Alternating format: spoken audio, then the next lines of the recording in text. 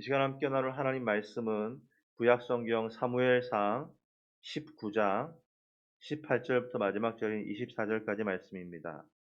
제가 갖고 있는 성경책 구약성경 441쪽이고요. 구약성경 441쪽이고요. 사무엘상 19장 18절부터 24절까지 말씀입니다. 우리 다 찾으셨으면은 천천히 같이 한 목소리로 봉독하겠습니다. 다윗이 도피하여 라마로 가서 사무엘에게로 나아가서 사울이 자기에게 행한 일을 다 전하였고 다윗과 사무엘이 나요스로 가서 살았더라.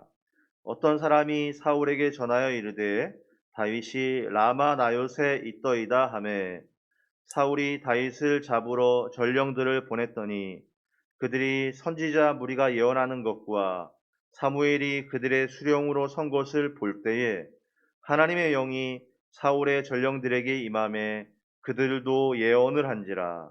어떤 사람이 그것을 사울에게 알림해 사울이 다른 전령들을 보냈더니 그들도 예언을 했으므로 사울이 세 번째 다시 전령들을 보냈더니 그들도 예언을 한지라. 이에 사울도 라마로 가서 세구에 있는 큰 우물에 도착하여 물어 이르되 사무엘과 다윗이 어디 있느냐? 어떤 사람이 이르되 라마 나요스에 있나이다. 사울이 라마 나요스로 가니라.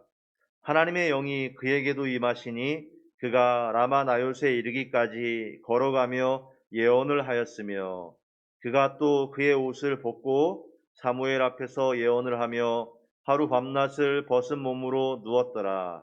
그러므로 속담에 이르기를 사울도 선지자 중에 있느냐 하니라. 아멘.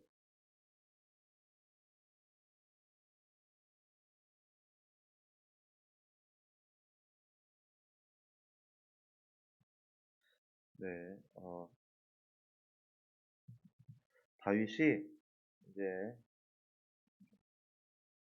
사울이 자신을 죽인다는 것을 깨닫고 다윗의 도피의 일정들이 이제 본격적으로 진행됩니다.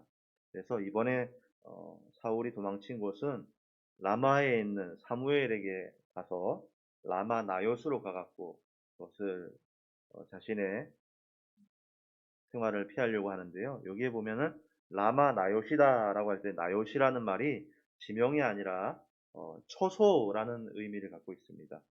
그러니까 라마 나요 하면 이제 처소를 말하는데요.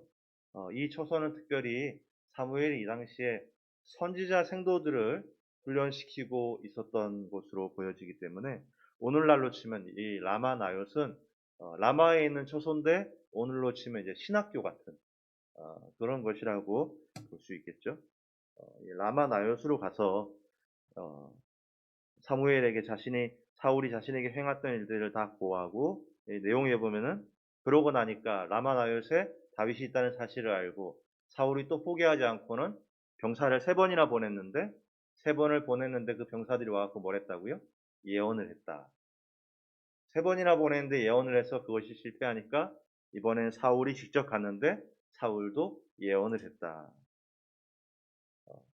그래서 24절에 보면요. 네, 이런 구절이 있죠. 그가 또 그의 옷을 벗고 사무엘 앞에서 예언을 하며 하루 밤낮을 벗은 몸으로 누웠더라. 그러므로 속담에 이르기를 사울도 선지자 중에 있느냐 하니라 할 때 사울도 선지자 중에 있느냐라는 게 이때를 이유로 뭐가 되냐면 이게 속담이 되었다라는 거예요. 우리도 속담이 있잖아요. 이 사울도 선지자 중에 있느냐라는 말은 우리식으로 표현하면 이런 거예요. 야, 사울도 선지자냐? 라는 말이에요. 그러니까 약간 비웃는 것 같은 표현으로 사울도 예언했으니까 그럼 사울도 선지자냐?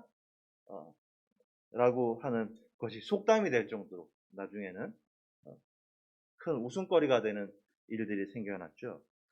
이 말씀에서요, 여러분 중요한 내용이 그거 같아요. 18절에 보면은 이렇게 돼 있죠. 다윗이 도피하여 라마로 가서 사무엘에게 나아가서 사울이 자기에게 행한 일을 다 전하였고 다윗과 사무엘이 나요스로 가서 살았더라. 여러분 여기서 중요한 표현이 뭐냐면요. 다윗이 도피하였다라는 거예요. 왜 그러냐면요. 이 우리가 19장 10절에서부터 이 도피하였다는 표현이 등장하기 시작합니다. 어 다윗은요. 19장 10절에 보면은 무슨 일이 일어나냐면요. 사울이 두 번째로 다윗을 죽이려고 창을 던지는 사건이 19장 10절에서 나와요. 그러니까 그전에도 사울이 어 악한 영에 씌여 갖고서 다윗을 죽이려고 창을 두 번 던졌잖아요. 그런데 그것을 다윗이 피하고 나서 또 시간이 잠깐 흐른 다음에 다시 한 번 더 사울이 다윗을 죽이려고 두 번째로 또 죽이려고 창을 던지고 나서 무엇이 나오냐면요. 다윗이 도피했다라는 표현이 나와요. 그러니까 이때부터 다윗이 도피했다는 표현이 나오는데요. 여러분 이것이 왜 중요한 거냐면요. 사무엘상 21장 10절에 보면요. 이런 구절이 나옵니다. 그날에 다윗이 사울을 두려워하여 일어나 도망하여라는 표현이 나와요. 도피하 언제부터 다윗이 도피하고 도망했다는 표현이 언제부터 나왔다고요? 사울 왕이 다윗을 창으로 두 번째 죽이려고 할 때, 그래서 창을 던지고 나서 그 일이 있고 나서부터 다윗의 표현에 뭐가 등장하냐면 도피, 도망이라는 표현이 나와요. 그러면 그러고 나서요, 이 다윗이 어디까지 도망을 하냐? 나중에 가드 왕 아기스한테까지 가갖고 미친 채 하는 장면이 갈 때까지 도망을 쳐요. 여러분 어 이게 중요한 게 뭐냐면요. 믿음의 사람 다윗이 골리앗도 물리친 다윗이요. 마음에 뭐가 찾아왔냐면 두려움이라는 것이 찾아왔다는 거예요. 두려움이라는 것이 찾아왔고요. 그가 있는 곳에서 도망을 쳤어요. 여러분 마음속에요. 여러분을 두렵게 하는 것이 혹시 있습니까? 여러분을 도망치고 싶게 만드는 것이 여러분에게 혹시 있습니까? 어, 우리가 그러면 이 두려움을 이길 수 있는 비결을 어떻게 알 수 있냐면요. 우리 나누었던 사무엘상 말씀을 통해 보면 사무엘상 17장 32절에 이렇게 이야기해요. 다윗이 사울에게 한 말이었죠. 그로 말미암아 사람이 낙담하지 말 것이다. 뭐예요? 거인 골리앗 앞에서 사울이 낙담하고 있으니까 소년이 왕에게 가서 했던 얘기였죠. 그로 말미암아 골리앗이라고 하는 거인으로 말미암아 사람이 낙담하지 말 것이라. 무엇을 말하는 거죠? 우리가 혹시 여러분에게도 여러분을 두렵게 하는 것이 있다면 그 두려움을 이길 수 있는 비결이 무엇이라는 거예요? 다윗이 말한 것에서 그 두려움을 이길 수 있는 비결이 그 속에 있는 것이죠. 그로 말미암아 사람이 낙담하지 말 것이요. 무엇을 보란 얘기예요? 나를 낙담케 하고 두렵게 하는 거인이 아니라 거인보다 크신 하나님을 바라보라는 얘기를 하고 있어요. 그러니까 이 소년 다윗은요. 거인 앞에서도 두렵지 않았어요. 그런데 얼마의 시간이 흐르고 나서 거인 앞에서도 두려움이 없었던 이 다윗이 나중에는 사울을 두려워하기 시작해요. 그리고 도망을 다니기 시작해요. 여러분 그렇기 때문에요. 우리도 저와 여러분에게도 혹시 나를 낙담케 하는 것들, 두렵게 하는 것이 있다면 다시 한 번 더 나를 낙담케 하는 그 거인을 보는 것이 아니라 그 거인보다 크신 하나님을 바라보시기 바랍니다. 그래서 히브리서 11장 23절에 이런 구절이 나오죠. 믿음으로 모세가 났을 때에 그 부모가 아름다운 아이임을 보고 석 달 동안 숨겨 왕의 명령을 무소하지 아니하였으며, 부모가 왕의 명령을 무소하지 않았대요. 이유가 뭐죠? 왕이 안 무서운 건가요? 아니죠. 성경을 근거로 하면 이 부모가, 모세의 부모가 왕의 명령도 무소하지 않았던 이유는 어디에 있어요? 믿음으로.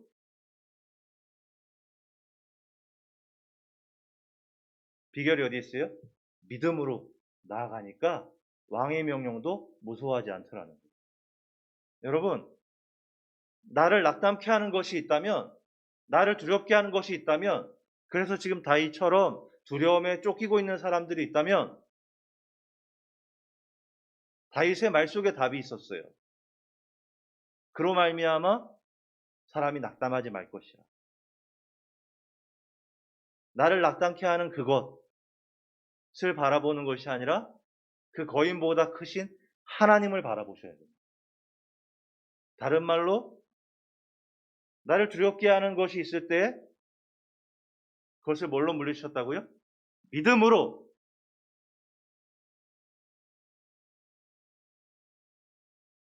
그러면요, 믿음으로 이것을 보려고 하면요, 우리도 왕의 명령을 두려워하지 않을 수 있어요. 우리도요, 믿음으로 보려고 하면요, 나를 두렵게 하는 것들 속에서 이겨낼 수 있어요. 우리도 눈을 들어서요, 나를 두렵게 하는 거인이 아니라 거인보다 크신 하나님을 계속 보려고 하면요, 이전의 다윗처럼 두려워하지 않고 거인에게 나아갈 수 있어요. 할렐루야. 여러분, 이 믿음의 사람 다윗이요, 두려움 때문에 이 믿음을 잠시 잃어버렸다는. 나중에 사무엘상을 계속 보면요, 어디까지 도망을 쳤다고요? 가드왕 아기스 앞에서 침 흘리면서, 수염에 침 흘리면서 미친 채 할 정도까지 떨어져요. 그 바로 앞에서는 내가 한번 살아보겠다고 제사장 앞에서 거짓말을 하면서 다윗이 나락으로 떨어져요. 두려움에 사로잡히니까. 여러분, 그렇게 되니까 다윗에게 무슨 일이 생겨납니까? 이 믿음을 잃어버리고 다윗이 자신이 고백했던 그때처럼 거인보다 크신 하나님을 바라보지 못하고 두려움에 사로잡히고 나니까 사울을 두려워하고, 그러면서 무슨 일이 생겨나요? 다윗의 눈에서 하나님의 은혜를 못 보는 일이 생겨나요.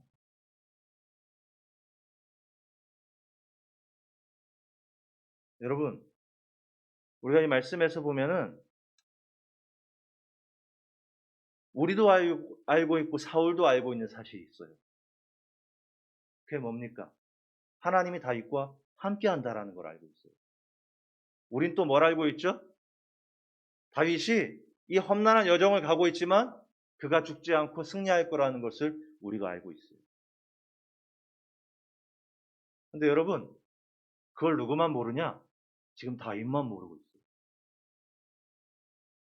사울이 다윗에게 창 2번 던질 때, 창 2번 던지고 나서 사울이 깨닫습니다. 하나님이 저 아이와 함께 하시는 거예요.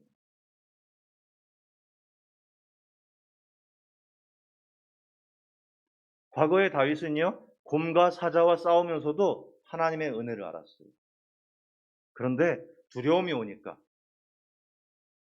믿음을 잃어버리니까 무엇도 못 보게 됐다고요? 하나님의 은혜도, 하나님의 인도하심도 못 보게 되더라고요.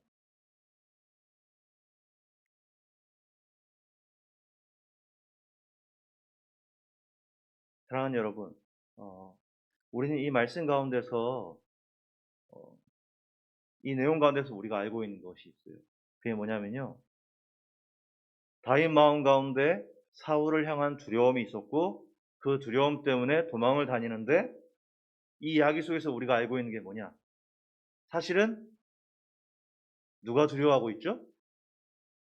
다윗이 지금 사울이 무서워서 도망을 치고 도피하고 있는데, 사실은 누가 두려워하고 있었죠? 사울이 다윗을 두려워하고 있었어요. 사실은 내가 무서워하는 저 사울이 사실은 자신을 향해 두려워하고 있었던 거예요. 사랑하는 여러분, 혹시 여러분을 두렵게 하는 것이 있다면, 두렵게 하는 그것이 아니라 그것보다 크신 하나님을 보라고 했어요. 믿음으로 이것을 보려고 해야 된다고 했어요. 우리는 다윗의 이야기에서요, 다윗이 죽지 않을 것을 알고 있고 다윗이 어디를 가든지 하나님이 지키시고 인도하신다는 사실을 알고 있어요. 그렇다면요, 그 동일하신 하나님이 우리에게도 이런 은혜를 주시고 인도하신다는 사실도 묵상하고 믿음으로 나아가셔야 돼요. 다윗처럼 두려움에 사로잡혀서 깨닫지 못하는 순간이 와요. 깨닫지 못한다면 깨닫는 은혜를 달라고 구하십시오. 목사인 제 마음에도요, 순간순간, 아니, 너무 자주 두려움이 찾아옵니다. 어떤 경우에는 그 두려움이 오랜 시간 저를 지배할 때가 있습니다. 그럴 때에, 두려움이 찾아올 때에 제 마음은 두렵지만 입술로 믿음의 말을 하려고 해요. 우리 하나님 살아계시지. 우리 하나님 나 이전에 이렇게 나를 인도하셨지. 도우셨지. 내가 이 길을 가고 있지만 이 길을 승리하게 하시지. 승리하지. 입술에 고백을 해요.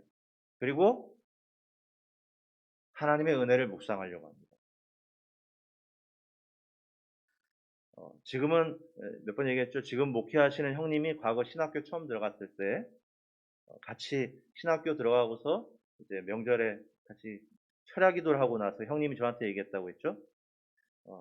하나님 살아계시고 응답하시고 도우시는데 우리 주머니가 가득 채워져 있으면 그걸 못 깨닫는 경우들이 생겨나더라. 그렇기 때문에 항상 그럴 필요가 없는데 우리처럼 이렇게 어릴 때, 젊을 때 얼마 동안은 일을 하지 않고 주머니가 비어보는 경험을 하는 것도 참 도움이 되더라. 형님이 이제 신학교 들어간 형님이 저한테 같이 철학기도 한 다음에 저한테 그 얘기를 해주는데 어린 마음에 그것이 얼마나 도전이 되든지 형님 하나님 응답받았던 이야기들 해주는데 얼마나 도전이 되고 은혜가 되든지 그래서 저도 하나님께 기도했죠. 하나님 저도 우리 형님처럼 간증거리 많게 해주시고 주머니 비워져서 하나님 응답 많이 경험하게 해주세요라고 하는 크나큰 실수를 했죠. 그 기도가 어떤 파장을 일으키게 될 줄은 생각지도 못하고 기도했는데 정말 주머니가 비는 경험들을 하고 어려워지는 경험들을 하고 그런데 여러분 하나는 확실하게 말할 수 있겠더라고요. 의도치 않게 그런 일들을 겪었지만 그런 일들 속에 들어가고 나니까 뭘 경험할 수 있냐? 정말 하나님이 함께 하시는구나. 정말 하나님이 기도를 들으시는구나. 정말 하나님 살아계시구나. 할렐루야. 여러분 그래서 우리 제일 처음에 제가 얘기했던 게 그거였잖아요. 자취를 하면서 자취를 처음 시작하고 그럴 때 야 자취할 때 뭐가 필요하지? 냉장고가 있었으면 좋겠고 카세트 라디오가 있었으면 좋겠다 하고서 기도 수첩에다 냉장고, 카세트 라디오라고 적었을 뿐인데 다음날 작은 형님한테 전화가 와서 너는 자취를 하는데 형한테 말도 하지 않고 자취를 하냐고 하고는 저희 형님이 저한테 그랬다고 했잖아요. 자취의 기본은 냉장고라고. 형이 주말에 중고 냉장고 사서 올라갈 테니까 기다리라고 한 다음에 토요일날 트렁크에서 냉장고를 꺼내는데 냉장고와 함께 뭐가 왔다고요? 카세트 라디오가 왔다고요. 정말 저희 큰형님이 얘기한 것처럼 주머니가 비어보면 하나님의 역사하심이 보인다. 그 말이 뭔 말인지 알겠어요. 사랑하는 여러분, 말씀을 맺으려고 하고요. 그리고 같이 기도해 보려고 하는데요. 혹시 여러분 가운데 여러분을 두렵게 하는 것이 있습니까? 다윗의 마음 가운데 두려움이 찾아왔고요. 그가 도망을 쳤어요. 사실은 사울이 두려워서 도망을 쳤는데 사실은 사울이 다윗을 두려워하고 있었거든요. 이 마음 가운데 두려움이 있으니까요. 사울이 자신을 두려워하는데도 불구하고 그걸 알지 못해요. 이 마음 가운데 두려움이 있으니까요. 믿음을 놓쳐버리니까요. 명백한 하나님의 인도하심과 은혜가 있음에도 불구하고 그것을 알지 못하고 깨닫지 못해요. 사랑하는 여러분, 혹시 여러분 가운데도 여러분 마음을 지배하는 두려움이 있다면 그래서 나의 믿음을 약화시키는 두려움이 혹시 있다면 여러분 그럴 때에 그 두려움 속에서 나를 두렵게 하는 그것보다 크신 그 거인보다 크신 하나님을 보려고 하십시오. 믿음으로 이 길을 가려고 믿음으로 이 길을 보려고 하십시오. 그리고 지금까지 하나님이 여기까지 인도하신 하나님의 은혜를 묵상하십시오. 그러면 하나님이 인도하신 것이 보이고 그러면 다시금 우리에게 믿음이 보이고 이 길을 두려움이 아니라 기쁨과 감사함으로 이 길을 능히 감당할 수 있게 될 것을 믿습니다. 여러분 그래서요 우리 시간 같이 기도할 때에 나를 두렵게 하는 것이 있다면 우리도 지금 다윗처럼 하나님이 아니라 다른 것을 보고 있는 것은 아니었는지 한번 생각하시고요. 같이 기도할 때에 하나님의 은혜와 역사는 지금도 일어나는데 혹시 내가 그 은혜를 못 깨닫고 있는 것은 아닌지 뒤돌아보면서 하나님 내 눈을 들어 우리 주만 바라보게 하시고 주의 은혜를 깨달아 알게 하여 이 길을 믿음으로 승리하게 하여 달라고. 하나님 내 눈을 들어 주만 바라보게 하시고 주의 은혜를 깨달아 알게 하여 달라고 우리 시간 같이 한 목소리를 잠시 기도하겠습니다.